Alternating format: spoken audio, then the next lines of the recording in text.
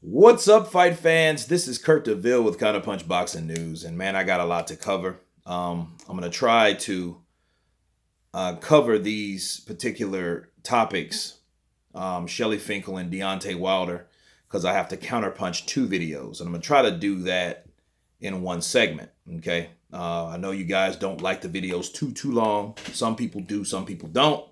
Like people say they got shit to do, so do I.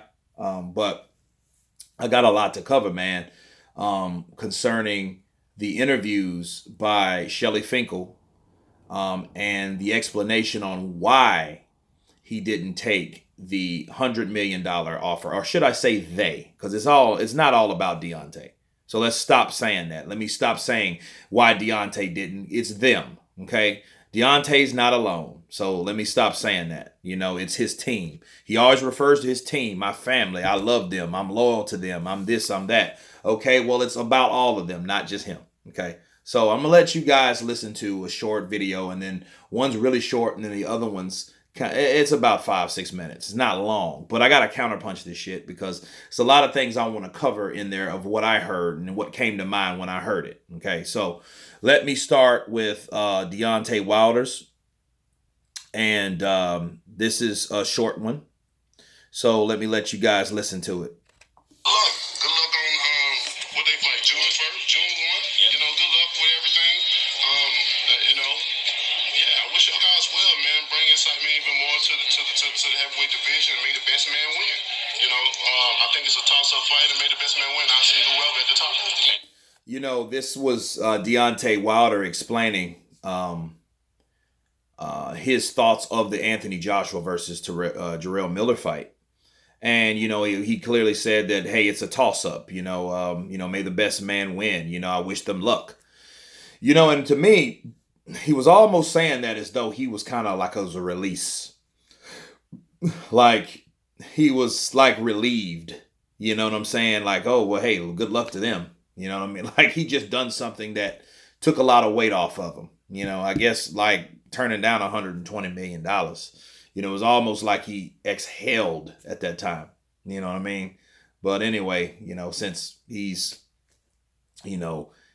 at times gets in touch with his feminine side, I think that's the appropriate term, in exhale, right? So that was him, and his thoughts, seriously, his thoughts about Jarrell Miller versus Anthony Joshua at Madison Square Garden, June 1st. So let's continue.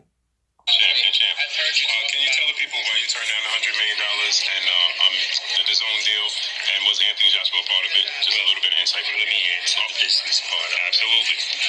First, wait. Let's finish one thing, then do this the next. It wasn't a number, as you say. And second, there's a lot more to the career of Deontay Wilder than just a number. As we said before, he's going to knock out Joshua when they fight. We want millions of people to see it. The second fight, we don't think he'll ever fight him again, because the knockout will end that, because that would also end the matchroom boxing. So Wow. Now, Shirley Finkel said that, there wasn't a number. There was a term when it was expressed and explained, it was roughly a certain amount of money. But if it's anywhere in that range, that says of what it's like, it's depending on something. If it's roughly, it's not. It's around a certain amount. That roughly, term. But even if it's that amount, they're still saying, well, hey, Dazn doesn't have the platform or the network to right now, or the subscribers to see Deontay Wilder, like Shelly Finkel explained, knock out Anthony Josh. So if that's the case, if they don't have enough, they want to get on a bigger platform for everyone to see it, like Showtime. You know what I mean? So Showtime, that's what they want to do. And that said that after Deontay Wilder knocks out Anthony Joshua, in the second fight, he might not want to fight a second fight because of the knockout. Okay, let me counterpunch that. First of all, if the people that ride with Deontay Wilder, you know, all the LDBC, all the Wilder supporters, you know, they support their fighter, the American champ. I get that. But I've heard the same people that used to shit on DAZN, that when that DAZN offer was mentioned, when it's offered, they were going to DAZN to support their fighter. So if that's the case, he should have had, speak it, believe it, receive it. He should have had enough faith in himself and his fan base to know if he signed with DAZN, there would have been a lot of people that say they wouldn't sign with DAZN, sign up for DAZN. Okay? And that's along with other PBC fighters, because, you know, the floodgates are open, but especially on the PBC side, he could have been somewhat of a pioneer in that regard, you know, of showing PBC fighters like, hey, DAZN has this money, I've signed this money, and y'all motherfuckers better come get it. No, it didn't work that way. You know why? Because Deontay Wilder did not do that. Okay? So what I'm getting at is, since he didn't do that, he didn't, and I have a suspicion that maybe if he says he's so popular like he says, shouldn't he, those guys give him support? So those are a lot more subscribers that normally ride PBC's nuts and Showtime or Fox's nuts, right? So if other people and other fighters start going over, those are more subscribers, correct? You know what I mean? If he believes in himself, I mean, hey, ESPN voted him one of the most exciting fighters, right? So, I mean, if you believe that, why the hell are you not believing in yourself and having faith in an app, especially when you join? Because, see, here's the deal. Deontay Wilder can't believe in himself that much, right? If that is the case, right? If that's the case, if he believes that, hey, if he believed that shit people are telling him, he would have signed DAZN knowing I have a guarantee to roughly make this X amount of dollars because it's on contract that I make this X amount of dollars, right? So, in the grand scheme of things, those guys are those people that, all these people that support Deontay Wilder will be to his rescue. Bottom line, right? So, why didn't he, you know, he's talking about what Showtime already has. Well, if you leave Showtime and go to DAZN, your supporters are going to go to DAZN. So those are your subscribers right there, right? That's your platform right there. That makes that platform bigger. And then at the end of the day, you, Shelley, Luda Bella, and Al Heyman, maybe not Al, but you guys can take the blame for bringing, and all the credit for bringing all these subscribers over there. Not fucking Canelo, another cash cow. Not Anthony Joshua, another cash cow. None of them, but me. Only me. I'm the supreme piece. I'm the puzzle piece. I have the pieces of the puzzle, which was a bad analogy because you only have one belt. So that's a shitty analogy, bro. That means you only have one piece. I had to cover that. Had to counterpunch that. But anyway, let's move on. I don't believe that was ever bought. And also, without divulging Deontay's personal business, what his numbers, that's his own. You will see what we have in store. Him, Al, and I sat down. We went over everything. He made the final decision, and time will show he made the right one. So the underdog comes first, and then... Now, Shelly Finkel clearly stated that Deontay Wilder didn't want to disclose his personal business, meaning he did not, again, want to let everyone know what he made. Okay?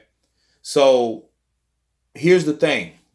We don't know what Deontay Wilder has made. We didn't know what he made, you know, in the Fury fight until it was all over, right? Now, they say he sit down with Shelly Finkel, Al Heyman. You know, they say it was him, Shelly Finkel, and Al Heyman. But, you know, I got this. I think it was more people in there than that. Even so, Al Heyman talked this man into, or should I say, talked this man out of signing the biggest deal of his fucking life. That easy. You know, and they're worried more about a platform, so they say. But now this is what this says, right? They're worried more about the platform because you know, Shelly Finkel's agenda is to cripple Eddie Hearn.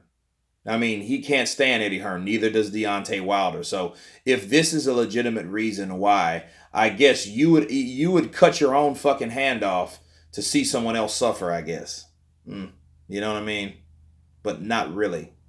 Because here's the deal. My only thing is, if Deontay Wilder wants to be that bitter, that petty over business shit like that, or afraid, you know, we can't rule that out. You know, because he might lose everything. And this took him a long time. You guys have to understand, though. It took Deontay Wilder a long time to get where he's at. Think about it. And I'm like, this is going to be the last video. I'll do the other video after this or load it or whatnot, because this is getting long. But, you know, Shelly Finkel carried this guy for a long time. 11 years as a professional, bro. You should be considering retirement. You know what I'm saying? And they were able to carry him as though he was a kid that rode the short bus. Let's say that, because I don't want to say nothing too derogatory, but like he was slow. You know, and they protected him a lot from a lot of things. So it took a long time to get to this point. Now, imagine where Deontay Wilder is and versus where he's at now. Okay. Was a year ago. Like, yeah, like exactly a year ago. Look where he was versus where he's at now. So there is a big change, but you think they're going to throw all that weight on a deal? They're not going to do that. Even though it's a big deal, but you got to understand the mindsets of people, right?